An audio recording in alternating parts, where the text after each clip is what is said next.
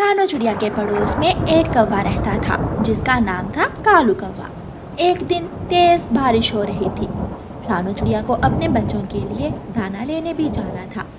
इसलिए रानो चिड़िया अपने बच्चों से कहती है, बच्चों, मैं आप दोनों को कालू कौवे के पास छोड़ देती हूँ। जब मैं दाना लेकर वापस आऊँगी तो मैं आपको घर ले आऊँगी। ऐसे रानो चिड़िया अपने दोनों बच्चों को साथ लेकर कालू कौवे के घर चली जाती है।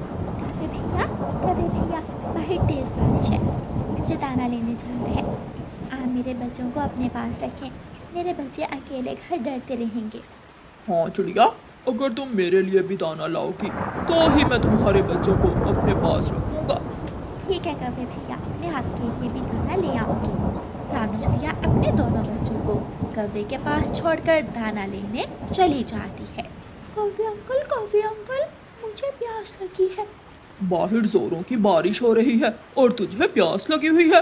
चुप करके बैठ जाओ वरना एक लगाऊंगा। वो चुप करके बैठ जाता है। रानो चिड़िया तेज बारिश में घने जंगल की तरफ जाती है। वहाँ हर तरफ पानी ही पानी था। रानो चिड़िया को एक पेड़ के पास कुछ चावल नजर आते हैं। चिड़िया खुश हो जाती है और चावल के दानों के पास जाती है। तुम्हारी माँ तो अभी तक नहीं आई, जाओ तुम दोनों मेरे लिए दाना लेकर आओ। अंकल कौवे, हम तो छोटे बच्चे हैं, हम आपके लिए दाना कैसे ला सकते हैं? अगर तुम मेरे लिए दाना नहीं लाओगे तो मैं तुम दोनों को बिल्ली को दे दूंगा और बिल्ली से कहूँगा, बिल्ली बिल्ली इन दोनों को खा जाओ। बच्चे डर जाते हैं और कहते हैं, अंकल ना, बिल्ली को मत बुलाना, हम आपके लिए दाना लेने जाते हैं। कुकू और गुड़िया कौवे के घर से निकलते हैं। वो बच्चे थे, उन्हें क्या पता कि दाना कहाँ से मिलता है। दोनों बच्चे बारिश में उड़ते उड़ते पहाड़ों की तरफ चले जाते हैं। हवा तेज हो जाती है, छोटे बच्चों से उड़ना मुश्किल हो जाता है और दोनों बच्चे एक पुराने से बड़े पेड़ की डाल पर बैठ जाते हैं। या बहन, मुझसे और उड़ा नहीं जाता, मैं थक गया हूँ। अगर हम लौट कर घर गए तो कौवा अंकल हमें बिल्ली को दे देंगे। कुकू भाई, हम यहाँ बैठकर ही मम्मा का इंतजार करते हैं। रानो चिड़िया चावल का दाना लेकर कौवे के घर जाती है। कौवे उठो, तुम सोए हुए हो, मेरे बच्चे कहाँ हैं? तुम्हारे बच्चे अभी थोड़ी देर पहले तो घर में ही थे। तुम्हारे बच्चे बहुत शरारती हैं, शायद वो बाहर चले गए। कौवे भैया, मैं इसीलिए तो छोटे बच्चों को आपके पास छोड़ कर गई थी। रानो चिड़िया परेशान होकर अपने घर जाती है, लेकिन बच्चे तो चिड़िया के घर में भी नहीं थे। कुकू और गुड़िया वहाँ बैठे हुए थे कि थोड़ी दूर एक काली बिल्ली आकर उन्हें घूरने लगती है। बिल्ली, हमें मत खाना, हम तो कालू कौवे के लिए दाना लेने आए हैं। म्याऊं, कौन कालू कौवा? बिल्ली माँ, कौवे ने हमसे कहा था कि हम अगर उसके लिए दाना ना लेकर गए तो वो हमें बिल्ली को खिला देगा। छी, मैं तो मांस नहीं खाती। वो दुष्ट काला कौवा झूठ बोल रहा है। चलो मेरे साथ, मैं अभी उस कालू कौवे को सीधा करती हूँ। वो झूठा कौवा मुझे जंगल में बदनाम कर रहा है। म्याऊं। काली बिल्ली कुकू और गुड़िया के साथ जाती है। बिल्ली माँ, कौवे का घर यही है। बिल्ली कौवे के दरवाजे पर दस्तक देती है। कौवा दरवाजा खोलता है। बिल्ली, काली बिल्ली, तुम यहाँ क्या करने आई हो? छोटे कौवे, मैंने मांस छोड़ दिया है और तुम छोटे बच्चों को मेरा नाम लेकर डराते हो, तुम्हें सजा जरूर मिलेगी। म्याऊं।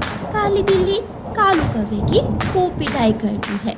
कुकू और गुड़िया कौवे को पिटता हुआ देखकर खूब हंसते हैं। कौवा मार खाता है और फिर बिल्ली चली जाती है। कुकू और गुड़िया भी अपने घर चले जाते हैं। मेरे बच्चों, आप कहाँ चले गए थे? मम्मा, लगता है कालू अंकल ने हमें बिल्ली से डराकर दाना लेने भेज दिया था और फिर काली बिल्ली ने कालू अंकल की अच्छी पिटाई की। ये कालू कौवा बहुत बुरा कौवा है, बच्चों से अपने काम करवाता है। आज के बाद हम कौवे के घर कभी नहीं जाएंगे। रात हो जाती है, लेकिन बारिश थी कि रुकने का नाम ही नहीं ले रही थी। कालू कौवे का भूख से बुरा हाल था। कालू कौवा भूख का सताया हुआ अपने घर से निकलता है।